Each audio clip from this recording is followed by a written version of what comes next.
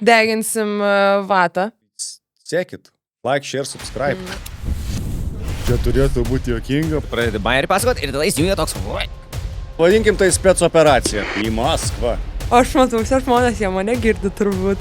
Jokas nėra viešbučio privatizavęs, meskite akmenį mane. Antrasis ypatingas mūsų vakarėlis – roast vakarėlis. Ta-ta-ta-ta. Aš tai noriu tą į varlę panašų iš Lazdijų. Susivalyti!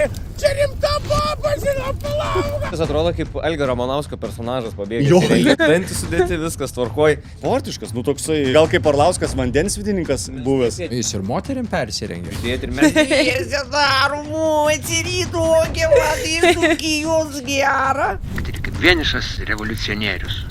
Eduardas Vaitkus, Antanas Kandratas Celofanas. Kaip ir įsivaizdavau gyvenime, mano tikslas buvo, kaip aš galiu praturtėti, kai man paskaitą bičias su apykoje duoda. Kurioje čia vietoj buvo taip juokinga? Tas vienas antakis paliktas visom ekspresijom, tom visom. Pusė jų žmonių nesupranta, kada čia juokinga, nes skirtingai nei pas Orlauską, mūsų turinyje nėra užmesta foninio juoko. Man grįžus į kaimą pas savo šeimą, man užtenka biškį pakalbėti. Ir senelis iš kambarį išeina. Aš jau net senelį praradęs esu. Šita Šaulių sąjunga teroristinė organizacija. Rokeris Lukas gat susenęs, tai dėvė tu man, ta prasme, Pajuskit kraują. Paimkit ginklą.